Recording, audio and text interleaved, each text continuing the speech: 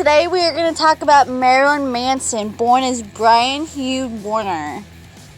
In the past 4 days, 11 different women have came up with abuse allegations against the rock star, including his ex, Yvonne Rachel Wood. Yvonne testified in front of Congress in 2018 about her abuse that she received for years, but she would not name her abuser. She was fighting to get rape kits preserved for up to 20 years or until the statute of limitations was over. She was fighting for the Sexual Abuse Bill of Rights Act and to expand it in all 50 states. Wood started dating Marilyn Manson when she was 18 years old in the early 2000s and dated him up until 2010 when they were briefly engaged, and then they broke up shortly after. She says that 2 men raped her. One raped her while they were together in a relationship, and another man raped her in a storage closet in a bar. She would not name her abusers, but now she is coming out. She took to Instagram to post this. The name of my abuser is Brian Warner, also known to the world as Marilyn Manson. He started grooming me when I was a teenager and horrifically abused me for years. I was brainwashed and manipulated into submission. I'm done living in fear of retaliation, slander, or blackmail. I am here to expose this dangerous man and call out the many industries that have enabled him before he ruins any more lives. I stand with the many victims who will no longer be silent. His record company has dropped him since, and they refuse to promote his new album anymore. She said she was horrifically abused by Manson sexually and domestically. She also took to Instagram to post the instructions from the Los Angeles Sheriff's Department for anyone else that has received any abuse at the hands of Marilyn Manson.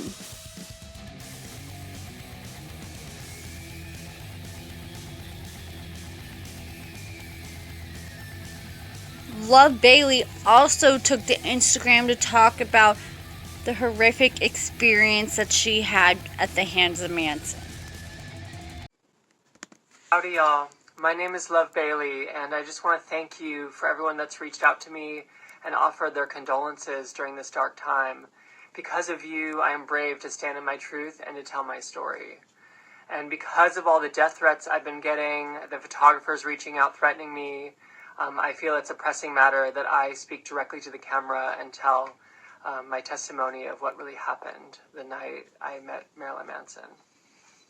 So that day I was doing a photo shoot with the actress for Love Cat magazine, and Love Cat is now Galore magazine. So we did this photo shoot at Jeffrey Deitch's house, and I was asked to follow to Marilyn Manson's recording studio on Santa Monica Boulevard, where I was supposed to dress for this photo shoot.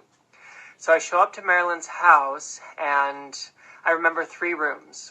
There was his recording studio that had plastered on all the walls, hustler spreads, women scantily clad, plastered on all his walls. There was the living room where we were stationed to put hair and makeup in the glam team. And then there was his bedroom that he had in his recording studio. So as we were unpacking all the couture and the glam for the photo shoot, I noticed there was all these dark paintings on the ground. All these demonic paintings that were done out of charcoal, like scribbled aggressively. And they were all sort of scattered and accumulating into the corner of the room where it looked like he was trying to open a portal. There was like this big circle of charcoal that looked like he was trying to open a portal of some demonic presence. That I used to love Marilyn Manson, and I was like, oh, I was there with Love that night, and that's when I was assisting for her. We went into the living room with all that creepy freaking art, and with like the cocaine bags everywhere, and then you were gonna have us come and help you, and he was like, no assistance allowed. Like, don't know why you brought them, like, they're useless, like, they can stay outside. As we were getting ready, I'm like trying to put the couture together and just do my job. I was 20 years old. I was a young, naive stylist, just trying to make a name for myself. And here I am in the presence of what I thought were my heroes, Marilyn Manson. I looked up to his music until that instance. So I'm just doing my job. I get called in to go into Marilyn's boudoir. And as I'm Walking into his boudoir, to the left side, there was a glass cage where it looked like that he held his victims, where he held women against their will. There was a lock on it. I crawl over the sex-stained sheets that and Marilyn had just finished up whatever they were doing, and I looked over to and she was blackout wasted. And I don't know if this was from pills. She was not coherent at all. She was stumbling over. She hurt her knee on the bedside table, and Marilyn laughed at her and just let her crawl on the floor. And so I ran over to help, and as I'm, holding and trying to get her balance with her, Marilyn pulls a gun to my head, a big Glock, a metal Glock, not a toy gun. This was a real gun. And he pulls a Glock straight to my forehead and says, "I don't like faggots," ha, as he laughs in this really dark, aggressive tone. This wasn't a joke. This wasn't a humorous behavior or something to take lightly. And I remember being stunned in that moment. I felt powerless. That you called me and you were so shocked. Like you're kind of just like your life flashed before your eyes. And I remember you were kind of like traumatized about the whole thing. And you couldn't believe that you had a gun pulled to your head. And I couldn't believe it either. I was kind of like, what? Yeah, I remember that. You were like in like shock. And I finally am brave enough to come out about this after all these years because of Evan's testimony. But for so many years, I've been silenced into not saying anything, because of the industry, because of the fashion industry, because of these people, these photographers that will blacklist you for mentioning their name. And for so long, I've been silent. But now I think it's time. I think it's time I come clean about my story and my experience. And you know what? If my voice can help save a life, in doing so, if my voice can help other victims come forward and stand in their truth, so be it. And 2 security guards also filed lawsuits against the rock star in the early 2000s. They accused him of rubbing his crotch on their heads without consent during a concert. And I apologize, I guess I've been saying it wrong this whole time. It is Evan, not Yvonne. In 2018, Manson went and visited the TV series of House, and Charlene Yee, I think I'm saying that right, said that Manson was making inappropriate sexual comments to the woman and called her a China man. Accusing Manson of abuse is Chloe Black. She's a music artist, and she said Manson used to make fun of her for listening to black people music. In his words, she said that he would throw glasses at walls and go into animalistic screams when he was upset. One night I thought he was actually going to kill me. He confided in something so dark, violent, and incriminating that I thought there's no way he was going to let me leave that house alive. Scarlett Capella is a model and an actress, and she met Manson when she was modeling in Mexico City. He wanted to paint her, and she said she respected him as an artist and was excited to work with him. And he would go from charming and loving to complete monster behavior. He exploited an unequal power dynamic and put me in a place of fear, controlling when I was allowed to speak, what outfits and color lipstick I could wear.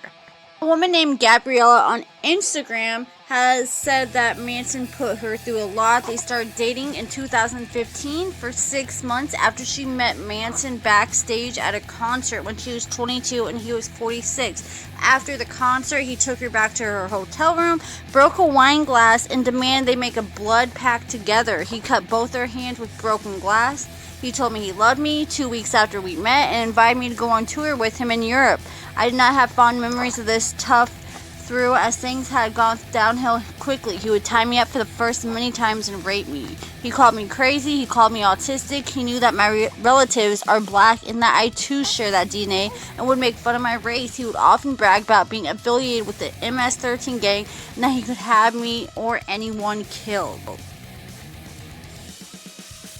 Here's another post she made on Instagram about Marilyn Manson.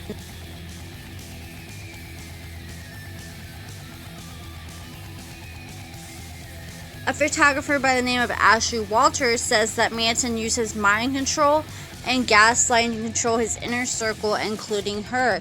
She said that he isolated her from her friends and family, frequently became violent, and threw items including glass plates and heavy objects. She also said that he would offer her up to potential collaborators or friends for sexual encounters. Actor and model Ashley Lindsay Morgan was contacted by Manson via social media. He asked her to fly to California to come model for him, and she did, and shortly after he invited her to move in with him, and she did for a short period of time. She said there was abuse, sexual violence, physical violence, and coercion? I'm not sure. Coercion? I've never seen that word before. She said, I still feel the effects every day. I have night terrors, PTSD, anxiety, and most crippling OCD. He would throw me out of the house in next to no clothing if I fell asleep at 3 a.m. He made me feel like him cutting me, burning me. His fist in my mouth was our thing. I know he's still doing this to rotate and door young girls and causing irreparable damage. A. Bell says, I looked up to Manson and he took advantage of my trust, exploited me emotionally and financially, abused me, and tried to control me. She wrote in an Instagram post, after speaking out, I experienced harassment, stalking, and cyberbullying by some of the people associated with him. She met him when she was 19 years old, and she went through that for a series of a few years. Model Sarah McNeely took to Instagram and she posted this. I don't feel like reading it all, so I'll let you guys just read it.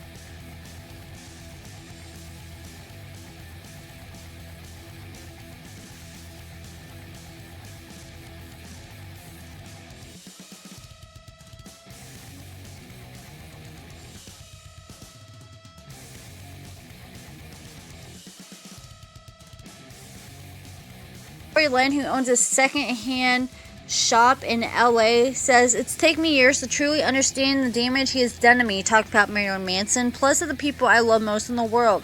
Marilyn Manson is an abuser, she says. So what was Marilyn Manson's response to all these allegations? He said all the relationships had been consensual, and he said these were all distortions of reality coming from these women. Like I said, his recording label has dropped him, and his friend called the police to do a welfare check on him. After his friend had continuously tried to get a hold of the star yesterday and he did not answer, he was worried about him because he has a past of suicidal attempts. This is from a video from Splash News. This is officers attempting to get in contact with the star at his mansion, and he did not come to the door. He did not respond. There was TMZ reporters outside of the home, and they told officers they heard someone inside screaming that they wanted to get out. I don't know if they were just saying that to just try to get them to automatically have to force themselves in so they could be there in case something crazy did happen and get it on camera, or if it really happened. They even had a police helicopter fly over his residence and put a spotlight all over his house. And after no one answered and they had no luck, they left. But Marilyn Manson's PR came forward and said everything was okay. If you or someone you know is facing domestic violence or sexual assault, here are the hotline numbers. The domestic violence number is 1-800-799-SAFE. And the National Sexual Assault Hotline is 1-800-656-4673. They can help provide you with resources for shelter, housing, counseling, support groups, and lots more. So don't be afraid to come forward. These are all 100% confidential hotlines that you can call 24/7. Domestic violence and sexual assault is not okay, so don't be afraid to reach out and change your life for the better now.